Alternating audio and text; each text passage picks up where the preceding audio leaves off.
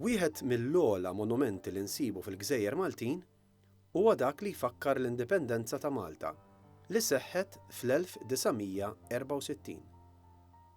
Il-Gżejjer Maltin kienu ilhom kolonja tal-Imperu Ingliż sa mill-1814.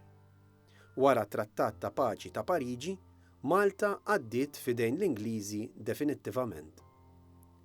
Il-perjodu Ingliż kien wieħed twil u dam sakemm il-Gżejjer Maltin ingħataw l-indipendenza. Din ġiet iċċelebrata nhar il-21 ta' Settembru 1964.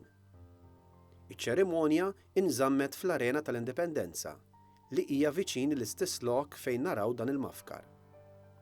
Dakinhar kien hemm id-Duka ta' Edinburgh li kien qed jirrappreżenta lir-Reġina u kienu li ta' dokumenti tal-indipendenza ta' Malta lill-Prim Ministru ta' dak iż-żmien Dr. George Borch Olivier.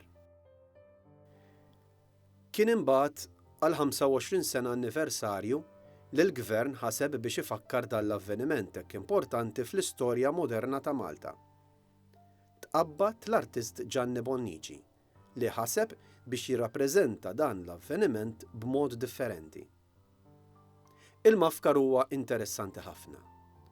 Dan minħabba li naraw taħlita ta' simboliżmu figurattiv. L-għoli ta' dan il-mafkar huwa ta' 8 metri u nofs. Skont l-istess Gianni Bonnici, il-mafkar għandu tifsira sabiħa. Il-figura qiegħda tirrappreżenta mara kemmxejn żgħira, mhix mara avvanzata fl-età. Qegħdin narawha mixja l quddiem, iżda l-istess pass tagħha huwa fil-vojt minħabba l-fatt li fl-1964 il-futur għal Malta kien wieħed inċert u mimli preokkupazzjonijiet. L-espressjoni tal-mara hija fl-istess ħin ferrieħa, lesta biex taffaċċja l-futur, anka jekk huwa wieħed inċert. F'idejha għandha l-bandiera ta' Malta, bandiera li ilha mijiet ta' snin is-simbolu ta' dawn il-gżejjer tagħna.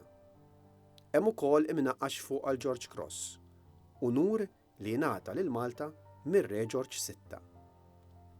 Gianni Bonnici jgħid li dam jaħseb dwar dan il-mafkar għax ma xtaqx li juri xi ħaġa li fl-istess ħin ma tkunx qiegħda tirrappreżenta l-ħolm ta' pajjiż ġdid. Kien għalhekk li ma daħħal xejn mill-istorja politika u ta' ħakma mill-barrani matul il-millenja, għax il-mafkar kellu jirrappreżenta il-futur u mhux il-passat. Kien b'dan l-ħsieb f'moħħu li l-iskultur daħħal ukoll is-simbolu ta' arbit li kien qed jinħall b'dak li kisbet Malta. B'hekk naraw li din il-mara li qiegħda tirrappreżenta fil-fatt lil Malta qiegħda tinħall mill-faxex u qiegħda titlaqhom minn idea. Fl-istess ħin narawhom wisgħin ukoll għax il-futur kien inċert u kien hemm diversi toroq il quddiem. Il-mafkar huwa mpoġġi fuq pedestal li jkompli jolli l fuq l-istess figura. Kull ma hemm bħala kidba hija biss indipendenza u d-data 21 ta' Settembru 1964. L-iskultur Gianni Bonnici ħadem diversi monumenti pubbliċi kif ukoll skulturi privati. Il-mafkar tal-indipendenza inħadem għand il-Fonderija Taljana Badalotti u kien inawgurat mill-President ta' Malta ta' dak iż-żmien Dr. Censu Tabone fil-preżenza ta' diversi mistednin distinti.